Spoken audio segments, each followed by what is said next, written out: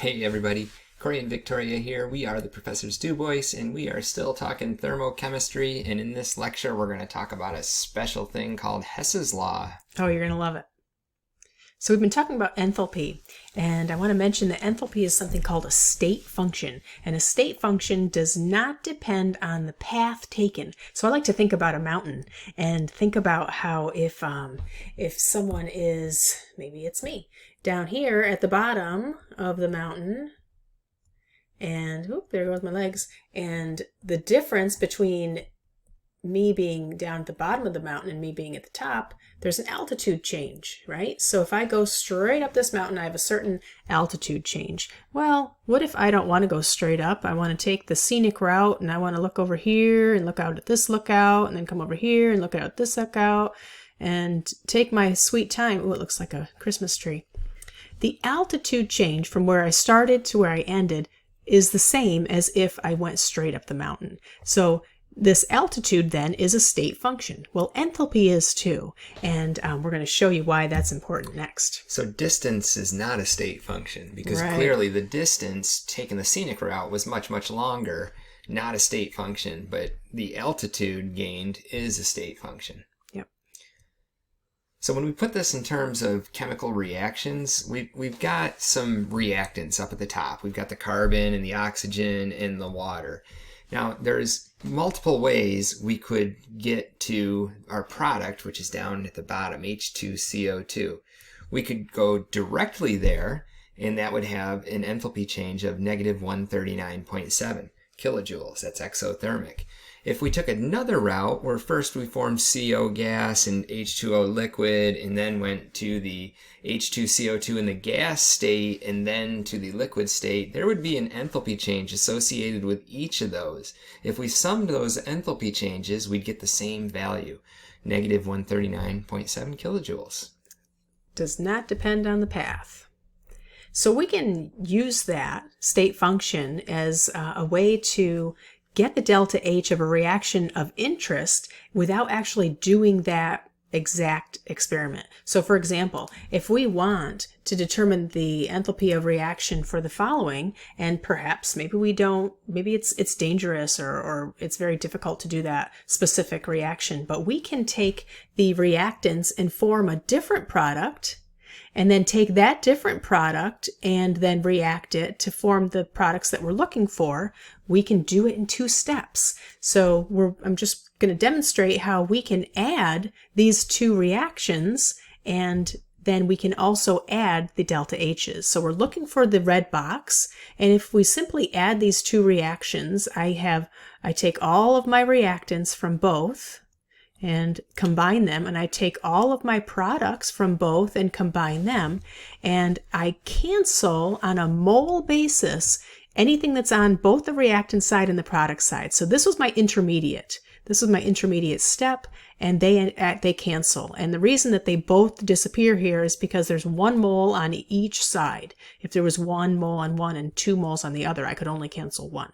So if I add these reactions, I add my delta H's, and voila, I have the reaction enthalpy that I was looking for. And another thing, the first reaction had 2 H2s, 2 hydrogens, and the second one had 1 H2. Since H2 is the same, we just write it once and sum them together. So we had 3 H2s over there. Yeah, good point. Thank you. All right, so here's another example. We're going to try to determine the enthalpy of this reaction. We've got carbon in the form of graphite reacting with oxygen to form carbon monoxide. So we want to find the delta H of that reaction, and we have a couple reactions given with delta H values. So let's see if we can combine these in such a way that we can get the reaction of interest. And the approach I use, is I look at my reaction that I'm interested in first, and I'm going to start with that carbon graphite. So then I'm going to go to the given reactions and say, does carbon in the graphite form exist in there? And it does. And it is a reactant. So I'm going to move on to the oxygen. I have 1/2 oxygen. You'll notice in the 2 given reactions, they both have oxygen. So I'm just going to move on. I don't want to try to manipulate that at this point. So I'm going to just move over to the CO carbon monoxide. Now notice in the reactions given, we have a carbon monoxide, but it's a reactant, and we need it as a product.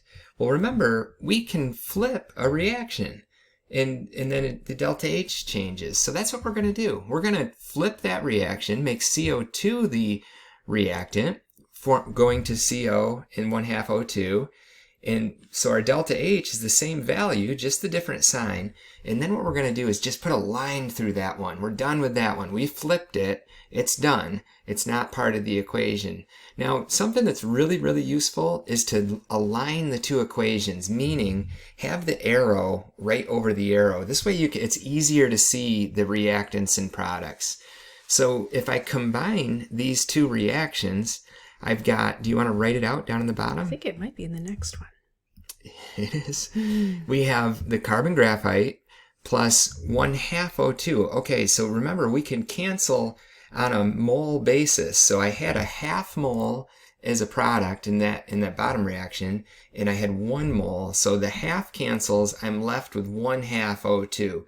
Now be careful, 1/2 of O2 is not O. It's still oxygen is O2. 1/2 mole of oxygen gas. And you can see we had 1 mole of CO2 as a reactant, 1 mole as a product in the two reactions. Those would cancel, leaving us with just the CO. So I can take those two delta H's, sum them together, and I get a negative 110.5 kilojoules per mole reaction. Nice. Okay, so here's another example. So given the two standard enthalpy changes for the following two reactions, so our given is what's up on top, and what we're looking for is down here in the bottom. So our approach is to look at what we want, and then find that in the reactions that's given. So I have 1 mole of NiO solid that I'm looking for. I find it up here. I see, ooh, it's up here, but it's a product. It is 1 mole, but it's a product. So I'm going to flip it so you can see how our reactants become products and our products become reactants. If we do that, change your sign. So the negative turns into a positive. Great. So then the next thing I'm going to look at is my mercury. So I have mercury liquid. I have 1 mole of it, and it's a reactant. So I come up here and I see, okay, I've got mercury liquid as a reactant. That's good. I don't have to flip it. But I have 2 moles of it. So I need to divide or multiply everything by 1/2 or divide by 2. All of the coefficients are multiplied by 1/2 as well as the delta H. Once I have that, looks like I can add these together and see if I can get my reaction of interest. I have 1/2 O2 on both sides. They cancel. So I have NiO solid. I have my 1 mercury liquid. I have 1 nickel solid, and I have my mercury 2 oxide. So the delta H would just be the sum of the 239.7 plus the negative 90.8. Yep, I think it might be on the next slide. There it is. 148.9 kilojoules. Endothermic. Okay, here's a practice problem for you, and this one's tricky. We have 3 of course given reactions, and I'm not going to lie to you. This one's not real easy, but have fun with it. It's a great one. Think of it as a puzzle, not as a torture. Start with what you're looking for and try to manipulate these so that you can get to these. And I would leave the oxygen out. I wouldn't try to balance based on the oxygen because you have oxygen in more than one place here. Give it a try. Yeah, so some tips on this are, use a piece of scrap paper and leave a lot of space because you do a lot of manipulations to the reactions, and we have them on this slide. They're so tight together, it would be difficult to try to write this out. So leave yourself some space. And cross off once you change them. Yeah, once you change them, cross them off, and just focus on one compound or element at a time. Here comes the answers.